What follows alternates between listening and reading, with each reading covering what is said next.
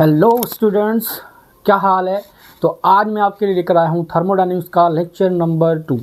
तो ये हमारे पास एक मोस्ट इम्पोर्टेंट लेक्चर रहेगा in the point of view thermodynamics, क्योंकि तो फर्स्ट लेक्चर का हमने क्या पढ़ा था, जितनी बातें थी वो हमारे पास बेसिक्स ऑफ थर्मोडायनेमिक्स, मतलब जितनी भी बातें थी वो थर्मोडायनेमिक्स का बेस रखती थी, ठीक है, जिसमें हमारे पास छोटी मोटी बातें जिसको वो आपको हेल्प करेगी आगे वाले टॉपिक्स को पढ़ने के अंदर।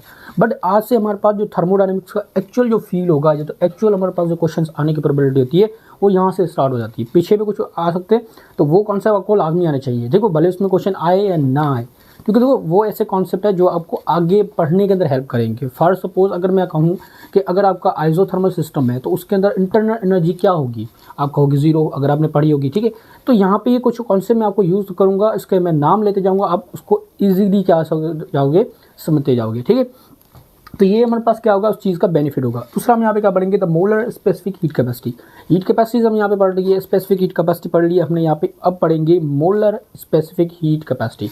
तो ये भी हम यहाँ पे एक टर्म था वो, उसको हम यहाँ पे क्या कर लेंगे, डिफाइन कर लेंगे, और उसका कुछ रिलेशन बनता है आर और उनके साथ कुछ, तो वो भी हम यहाँ पे क्या कर लेंगे, ठीक है। तो अब ये हमारे पास क्या रहेगा, थर्मोडायनेमिक्स का लेक्चर रहेगा, ठीक है। अब थर्मोडायनेमिक्स हमारे पास जो फर्स्ट इंटर क्लास के अंदर है, जो वो 2 चैप्टर्स के अंदर डिवाइडेड है, मतलब उसको डिवाइड ऐसे किया गया। The first law of thermodynamics पहले चैप्टर का नाम है, ठीक है। दूसरे का नाम है सेकंड लॉ ऑफ थर्मोडायनेमिक्स। तो पहले जो हमारे पास जो फर्स्ट लॉ ऑफ थर्मोडायनेमिक्स है वो आपका आज के लेक्चर में कंप्लीट हो जाएगा, उसमें कोई भी आपका टॉपिक रिमेन नहीं करेगा, ठीक है। बाकी हमारे पास कुछ आने वाले दिनों के अंदर हम क्या करेंगे, सेकंड जो लॉज है उसके जो चैप्टर है उसका भी हम क्या करेंगे, लेक्चर लेकर आएंगे, जिसके अंदर में एंट्रोपी, ठीक है, ऐसे गिब्स फ्री एनर्जी, ये सारी बातें हम यहाँ पे क्या करेंगे, डिस्कस करेंगे, ठीक है। तो आज का लेक्चर हम स्टार्ट करते हैं। My name is Harish Kumar, you can call me Harry, you are watching my YouTube channel prep Guru Harry, okay. तो let's start today's lecture with full energy and entertainment. अब देखिए, पहले हम यहाँ पे क्या करते हैं, the first law of thermodynamics की हेडिंग डाल देते हैं, द फर्स्ट लॉ ऑफ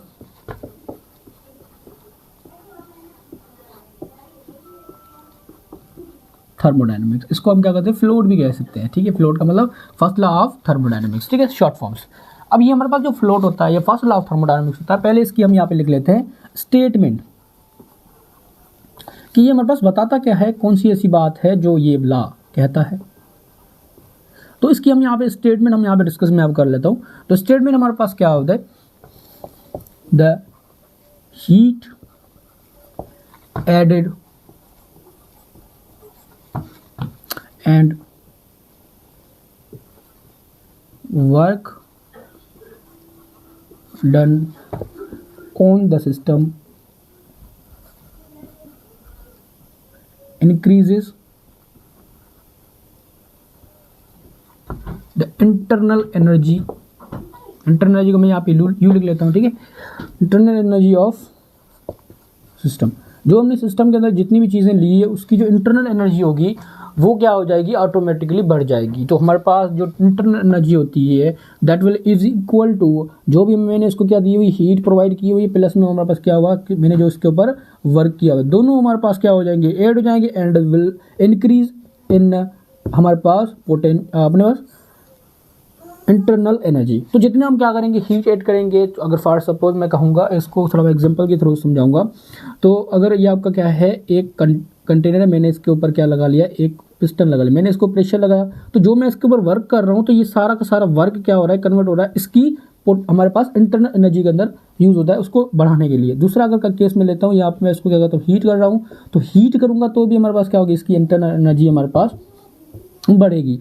तो दोनों केसेस में हमारे पास क्या होगी, इंटरनल एनर्जी बढ़ रही है। तो ये कॉन्सेप्ट हमारे पास क्या आ जाता है, the first law of thermodynamics. ये आपका क्या है, सिंपल सा आपका फर्स्ट लॉ ऑफ थर्मोडायनेमिक्स हमारे पास है। अब देखो, फर्स्ट लॉ ऑफ थर्मोडायनेमिक्स का मतलब ये जो कॉन्सेप्ट हमें देता है या फील देता है, ये किस लॉ के हिसाब से देता है, the law of conservation of energy. तो ये जो लॉ है ये किसके ऊपर बेस्ड है, based on law of conservation, कि जो energy neither be created nor be destroyed, ठीक है। तो उस कॉन्सेप्ट के ऊपर ये हमारे पास ये जो फर्स्ट लॉ है, फर्स्ट लॉ को हम यहाँ पे लॉ ऑफ कंजर्वेशन ऑफ उसी के हिसाब से ये थोड़ा बताया गया है, ठीक है। अब देखो जो भी हम क्या करेंगे, कोई भी हमारे पास अगर मुझे क्या करनी है, अपने सिस्टम की इंटरनल एनर्जी बढ़ानी है, तो मैं क्या कर सकता हूँ, एक तो उसके ऊपर क्या करूँगा, काम कर सकता हूँ, तो दैट वाई उसकी इंटरनल एनर्जी हमारे पास क्या हो जाएगी, इंक्रीज हो जाएगी। ठीक है, हमारे पास क्या हो जाएगी, इंक्रीज हो। तो जो भी मैं काम करूँगा, जो भी मैं हीट ऐड करूँगा, वो कहीं से हमारे पास डिस्ट्रीब्यूट नहीं होगी, वो हमारे पास कहीं भी लॉस नहीं होगी, वो कहीं से आ नहीं रहे, बट वो हमारे पास किस में कन्वर्ट हो जाएगी, इंटरनल एनर्जी के अंदर कन्वर्ट हो जाएगी।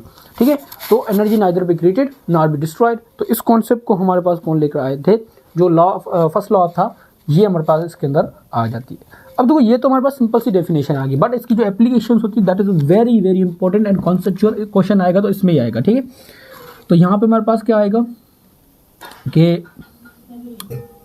एप्लीकेशंस, अगर हम यहाँ पे क्या पढ़ेंगे, इसकी एप्लीकेशंस पढ़ेंगे, अलग अलग सिस्टम लेंगे और अलग अलग सिस्टम के अंदर हम क्या करेंगे, इस फर्स्ट लॉ ऑफ थर्मोडायनामिक्स को हम यहाँ पे यूज़ करेंगे। तो पहला हम यहाँ पे सिस्टम में ले लेता हूँ द आइसोकोरिक सिस्टम। अब आइसोकोरिक सिस्टम का मतलब हमारे पास ऐसा सिस्टम जिसमें हमारे पास क्या होता है, वॉल्यूम कांस्टेंट होता है।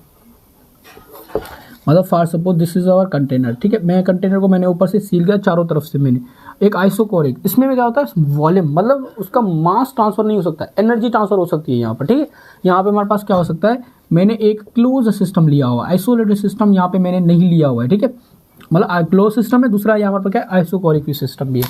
इसमें क्या होता है, वॉल्यूम हमारे पास क्या है, यहाँ पे फिक्स मैंने कर लिया है। तो जब मैं उसका वॉल्यूम अगर मैं फिक्स करूंगा तो यहाँ पे हमारे पास क्या होगा, जो इसके अंदर मैंने गैस डाली हुई है, तो मैं अगर इसको क्या कर रहा हूँ, हीट कर रहा हूँ, क्या कर रहा हूँ, इसको हीट कर रहा हूँ, तो ये हीट करने से हमारे पास यहाँ पे क्या हो जाएगा, जितनी भी हीट में ऐड करूंगा that is our delta Q, वो सारी की सारी किस में कन्वर्ट हो जाएगी, हमारे पास डेल्टा यू के अंदर कन्वर्ट हो जाएगी।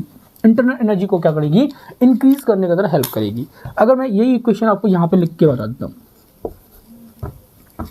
इज इक्वल टू,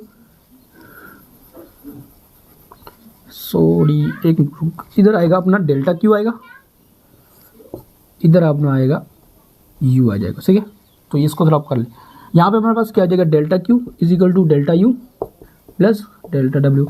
जब भी हमारे पास आइसोकोरिक सिस्टम होता है, इसमें हमारे पास क्या होता है, जो वॉल्यूम होता है that will be zero, and volume के जीरो होने से हमारे पास जो वर्क डन भी आता है वो भी हमारे पास क्या आएगा, जीरो आएगा।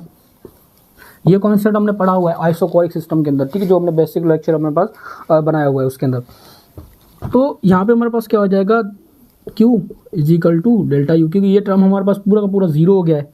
तो जब भी हमारे पास आइसोकोरिक सिस्टम आएगा तो मैं जो भी उसको हीट प्रोवाइड करूंगा वो सारी की सारी कन्वर्ट किस में हो जाएगी, उसकी इंटरनल एनर्जी को बढ़ाने के अंदर काम आएगी, उसका कोई भी वर्क वगैरह नहीं होता है। अगर मैं फॉर सपोज ऐसा सिस्टम अगर नहीं लेता हूँ तो इसमें क्या हो सकता है, तो एक तो हमारे पास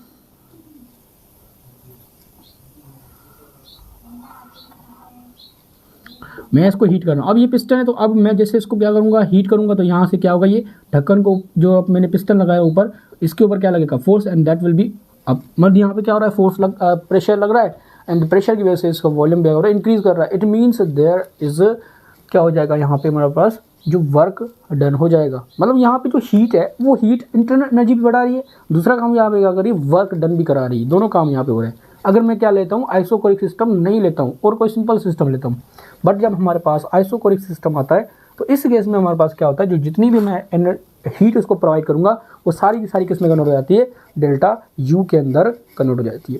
फर्स्ट सपोज आपको दे दे क्वेश्चन और पूछ ले, बता दे ये कौन सा सिस्टम है, तो ये कौन से सिस्टम के अंदर ये वर्क हो रहा है। ठीक है, तो ये कौन सा होगा, हमारे पास सिर्फ आइसोकोरिक के अंदर ही ऐसा हो सकता है, आइसोकोरिक के अंदर, और किसी भी ऐसा सिस्टम नहीं है जिसमें हमारे पास ये चीज़ें हो सके। ठीक है, तो ये तो हमारे पास क्या आ गया, ग्राफ। अब इसका हमारे पास एक चीज़ रहती है, ग्राफ रहता है, तो ग्राफ को हम यहाँ पे क्या करते हैं, डिस्कस कर लेते हैं। पहले इसको आपने नोट डाउन कर ले।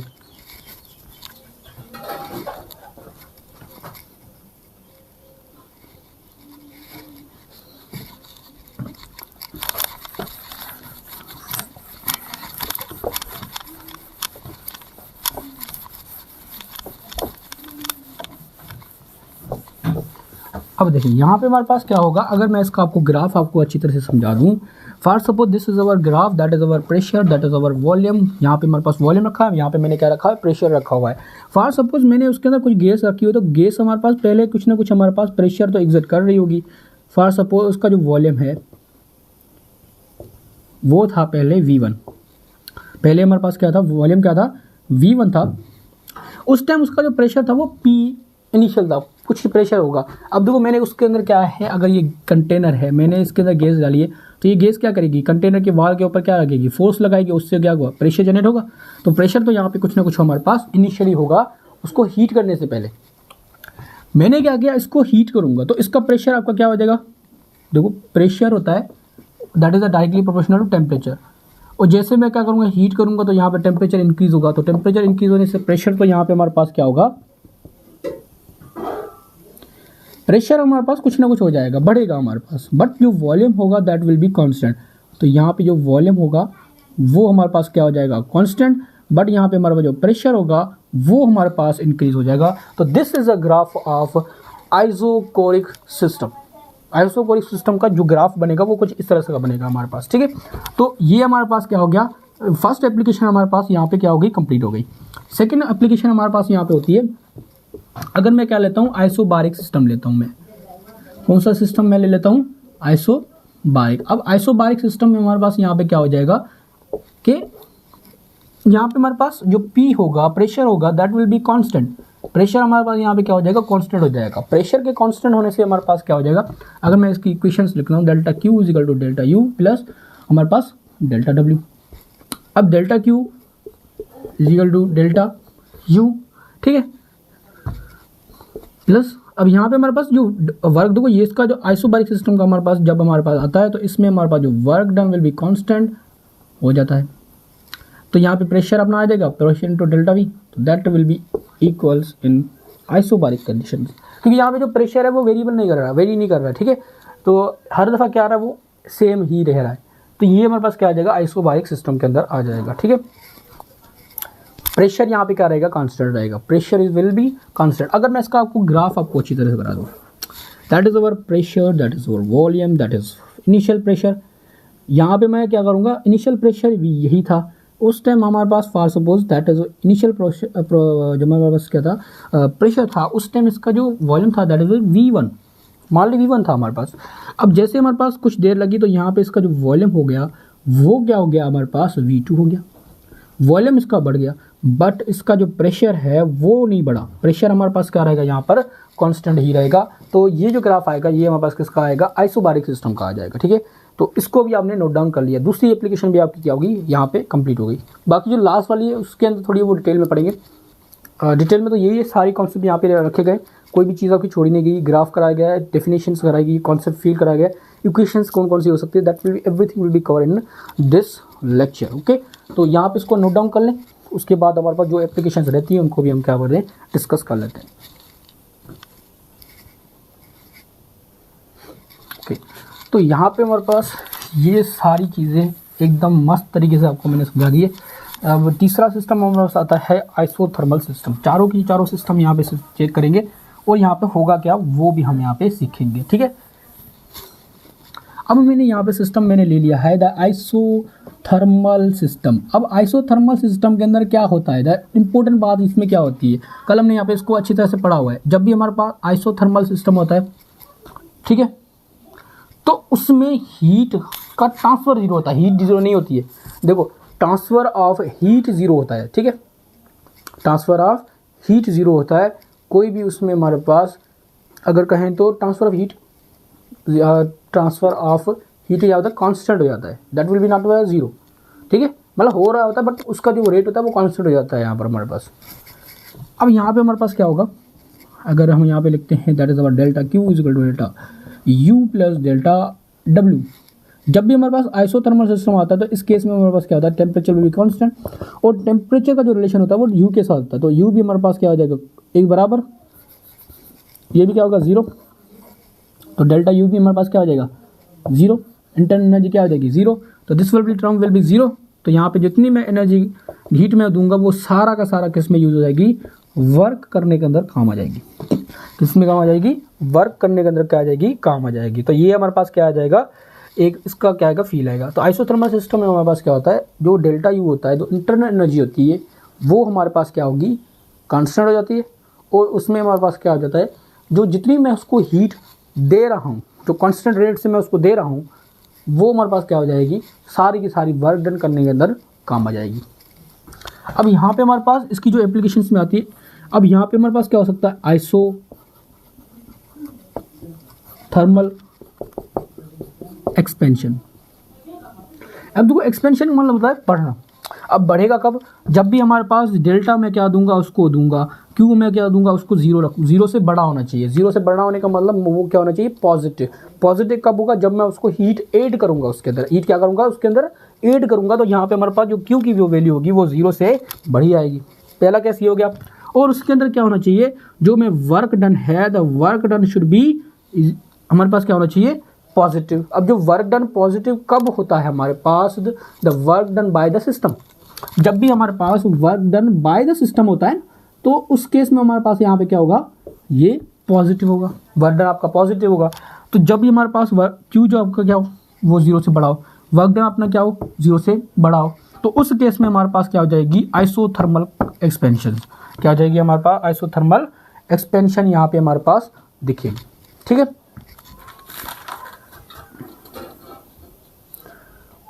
तो यहाँ पे हमारे पास क्या होगा? ग्राफ इसका कुछ बढ़ेगा। ग्राफ में आपको यहाँ पे आपको करा देता हूँ। इसका अगर आइसोथर्मल एक्सपेंशन का ग्राफ है ये, ठीक है। अब ये हमारे पास है, that is our isothermal pressure, that will be volume. अब इनिशियल इसका हमारे पास कुछ ना कुछ हमारे पास प्रेशर होगा, वो गैस इसमें जो है भरी हुई है, ठीक है, और उसका कुछ ना कुछ एक वॉल्यूम होगा। तो अगर मैं क्या कर रहा हूँ? एक्सपैंड कर रहा हूँ, it means there is a increase in volume. जब हमारे पास एक्सपैंड कर रहा हूँ, यहाँ पे क्या होगा? Increase in volume. तो इस केस में हमारे पास यहाँ पे हमारे पास जो प्रेशर है that will be increase, that हमारे पास प्रेशर क्या हो रहा है? स्लो स्लो यहाँ पे क्या हो रहा है? कम हो रहा है। तो डायरेक्शन ऑफ दैट ऊपर से नीचे की तरफ जाएगा यहाँ पे, ठीक है, ग्राफ। और यहाँ पे हमारे पास यहाँ पे क्या हो जाएगा कि जो वॉल्यूम है वो सडनली इंक्रीज कर रहा है, दैट इस पॉइंट के ऊपर आपका वॉल्यूम कम है, यहाँ पे थोड़ा ज़्यादा हो गया, यहाँ पे क्या हो गया? ज़्यादा। और यहाँ पे हमारे पास तो ये एक्सपेंशन का हमारे पास क्या आ जाएगा? ग्राफ आ जाएगा। जब भी हमारे पास आइसोथर्मल एक्सपेंशन होगी तो उसका जो ग्राफ बनेगा कुछ इस तरह का बनेगा हमारे पास। सेकेंड इज अवर आइसोथर्मल का हमारे पास आइसोथर्मल कंप्रेशंस। अब आइसोथर्मल हमारे पास जो कंप्रेशन होती है वो हमारे पास यहाँ पे क्या हो जाएगी? जब भी हमारे पास इसकी कंडीशन उल्टी कर लो, जब भी हमारे पास क्या करेंगे? Delta U is negative. Delta U हमारे पास जीरो से छोटी होगी, मतलब it means there is a negative. जब भी मैं क्या करूँगा? नेगेटिव का मतलब होता है उसमें से हीट मैं निकालूंगा, उसमें क्या करूँगा? हीट निकाल रहा हूँ, ठीक है। और उसके ऊपर मैं वर्क क्या कर रहा हूँ? जो वर्क डन होगा वो भी क्या होगा? नेगेटिव। अब ये हमारे पास वर्क डन होता है कब है? जब ऑन द सिस्टम हम करते हैं बातें, वर्क उसके ऊपर मैं करूंगा, तो ये हमारे पास क्या हो जाएगा? आइसोथर्मल कंप्रेशन हो जाएगी। आइसोथर्मल हमारे पास क्या हो जाएगी? कंप्रेशन हो जाएगी, ठीक है। इसका ग्राफ कुछ इस तरह का बनेगा, सेम ही बनेगा बट डायरेक्शन थोड़ी अपोजिट हो जाएगी यहाँ पर, ठीक है। That is a pressure, that is our volume. इस पॉइंट के हमारे पास क्या था? प्रेशर अपना इनिशियल था। अब यहाँ पे हमारे पास क्या है? जो पहले वॉल्यूम आपका ज़्यादा था, देन आपका वॉल्यूम यहाँ पे हमारा क्या हो जाएगा? कम हो जाएगा। प्रेशर आपका यहाँ पे इंक्रीज करेगा। तो this is our direction of isothermal compression. तो ये हमारे पास किसका ग्राफ आ गया? आइसोथर्मल कंप्रेशन का ग्राफ आ गया, ठीक है। तो जैसे मैं क्या करूँगा? उसके ऊपर वर्क करूँगा, ठीक है। तो टेम्परेचर कांस्टेंट है, तो यहाँ पे हमारे पास क्या हो जाएगा? हीट का भी यहाँ पे लॉस होगा। वर्क डन हमारे पास ऑन द सिस्टम कर रहा हूँ, तो यहाँ पे हमारे पास ये चीज़ें अपनी हो जाएगी, ठीक है। तो ये हमारे पास क्या हो गया? इसका कॉन्सेप्ट आ गया। तो यहाँ पे इसको आप नोट डाउन कर लें। देन हम यहाँ पे आगे जो टॉपिक, एक एप्लीकेशन रह गई है और आपका एक मोलर स्पेसिफिक कैपेसिटी रह गई, उसको हम यहाँ पे डिस्कस करेंगे। आज का लेक्चर आपका एकदम मस्त बन जाएगा। इसको नोट डाउन कर लें।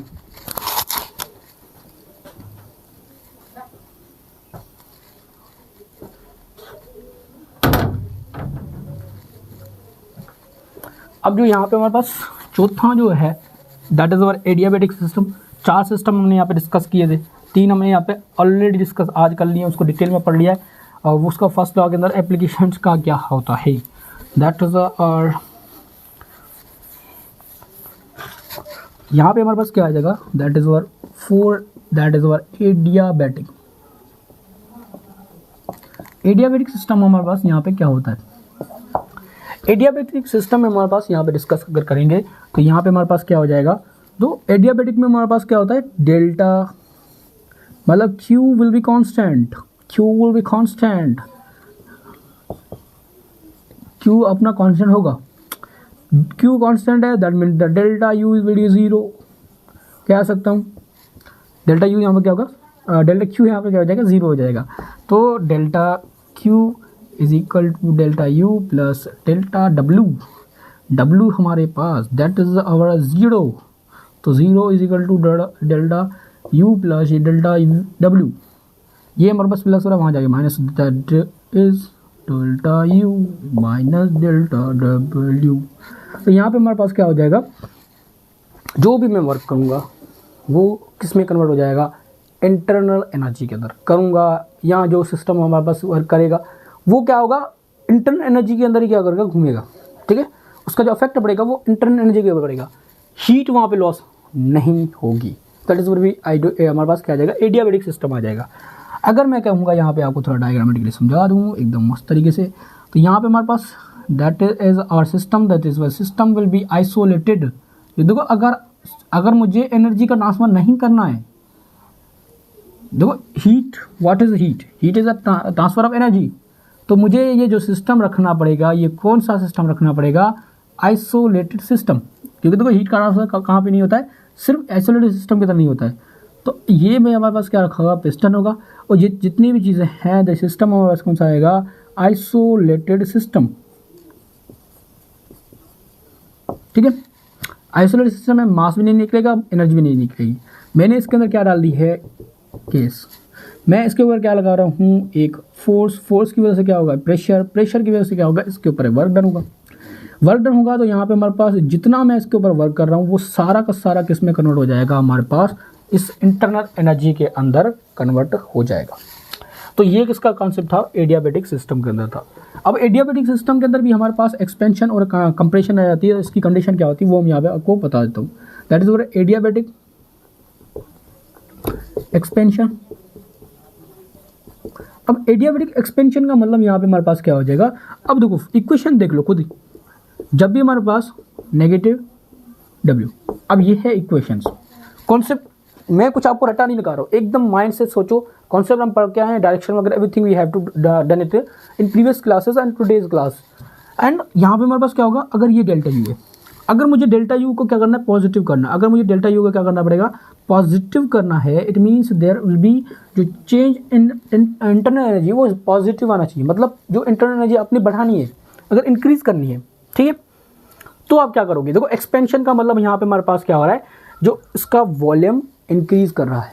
ठीक है, अब जब वॉल्यूम इंक्रीज करेगा, ठीक है, एक मिनट यहाँ पे मैं लिख लेता हूँ, क्योंकि एक्सपेंशन के हिसाब से आपको समझा देता हूँ पहले। ठीक है, कॉन्सेप्ट तो यहाँ पे ले सकते हैं। अगर मुझे क्या करना है, डेल्टा यू को नेगेटिव करना है, इट मीन्स जो देखो जब भी हमारे पास एक्सपेंशन होती है तो उसमें हीट का लॉस यहाँ पे होता है। यहाँ पे हीट हमारे पास यहाँ पे क्या होती है, मतलब वहाँ से यहाँ से तो लॉस नहीं होगी, बट जो भी हमारे पास क्या करेंगे, इसके ऊपर वर्क डन के अंदर यूज़ हो जाएगी। तो उसके हमारे पास क्या होगी, इसकी डेल्टा यू क्या हो जाएगी, कम हो जाएगी। जब भी मैं क्या करूँगा, इसकी डेल्टा यू अब क्या होगी, नेगेटिव होगी। एक्सपेंशन में क्या होगी, नेगेटिव आपकी हो जाएगी। अब ये नेगेटिव कब होगी, जब हमारे पास देखो नेगेटिव है, डेल्टा यू इसके बराबर negative of delta work, delta W. तो डेल्टा डब्ल्यू हमारे पास कब, यहाँ पे मैं क्या रखना पड़ेगा हमें, पॉजिटिव। तो देखो पॉजिटिव इंटू नेगेटिव क्या हो जाएगा, नेगेटिव। डेल्टा यू यहाँ पे क्या हो जाएगा, हमारे पास नेगेटिव हो जाएगा। तो वर्क डन आपका पॉजिटिव कब होता है, जब भी हमारे पास क्या होता है, बाय द सिस्टम होता है। जब भी मैं क्या करेगा, सिस्टम हमारे पास क्या करेगा, वर्क करेगा, तो उस केस में हमारे पास क्या होता है, डेल्टा डब्ल्यू हमारे पास क्या होता है, पॉजिटिव होता है, और अपना क्या होता है, डेल्टा यू यहाँ पर क्या हो जाएगा, negative. This will be case of adiabatic expansion.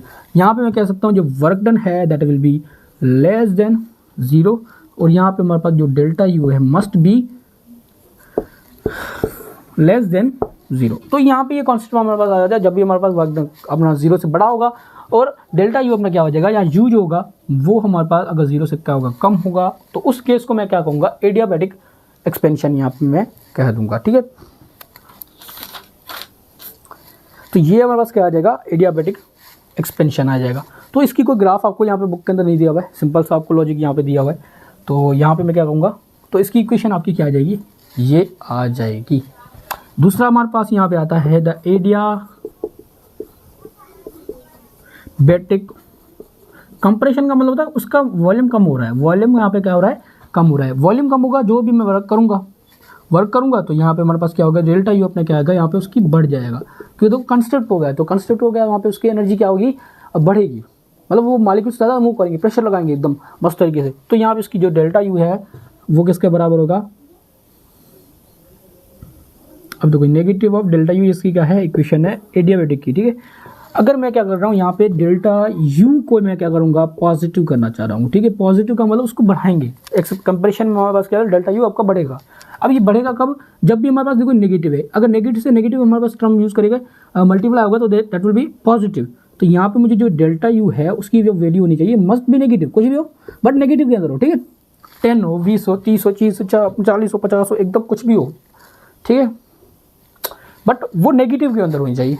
अब नेगेटिव का मतलब क्या होता है, ऑन द सिस्टम, जब भी मैं क्या करूँगा, सिस्टम के ऊपर वर्क करूँगा तो वो जो वैल्यू मैं लूँगा वो नेगेटिव में लूँगा, वो क्या लूँगा, मैं नेगेटिव में लूँगा। तो यहाँ पे हमारे पास क्या हो जाएगा, तो delta W is less than 0, ठीक है, और डेल्टा यू जो हमारे पास यू होता है that will be greater than 0। तो ये वाली केस हमारे पास किस में आ जाता है, एडियाबेटिक कंप्रेशन के अंदर आ जाता है हमारे पास। किसके अंदर आ जाता है, एडियाबेटिक कंप्रेशंस। तो यहाँ पे हमारे पास जो फर्स्ट लॉ था एकदम मस्त तरीके से हमने उसको डिस्कस कर लिया, कुछ भी चीज़ आपकी छूटी नहीं है, ठीक है, एकदम मस्त तरीके। अब इसके ऊपर क्वेश्चन प्रैक्टिस करो, ठीक है, जो मैंने आपको PDF दी हुई ग्रुप के अंदर, उसको आपने क्या करना है, अच्छे तरह से उसको फॉलो करना है।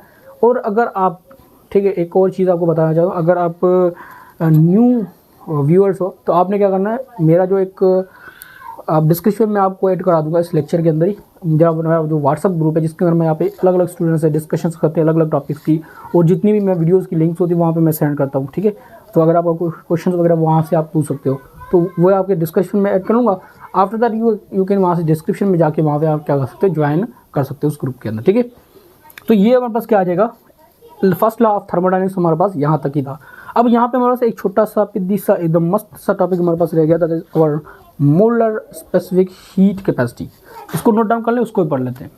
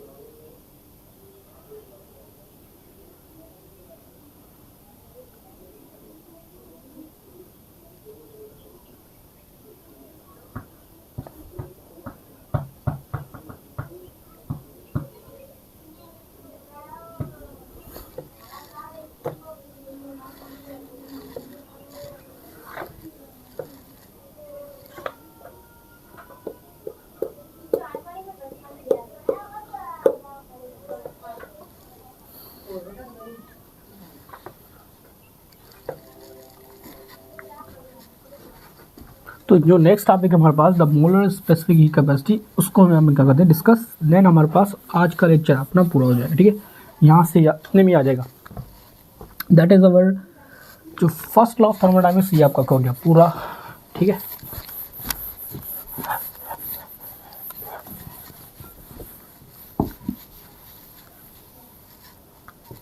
नेक्स्ट इज और molar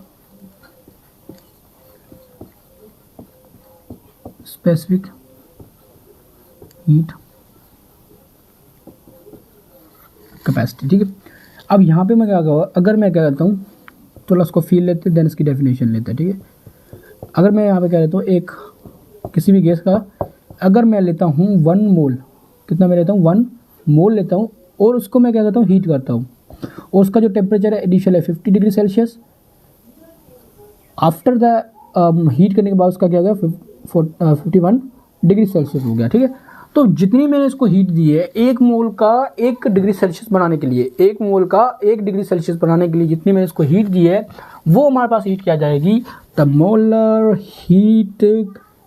molar specific heat capacity. Molar specific heat capacity हो जाएगी, ठीक है। तो अगर मैं यहाँ पे आपको डेफिनेशन लिखवा दूँ, द अमाउंट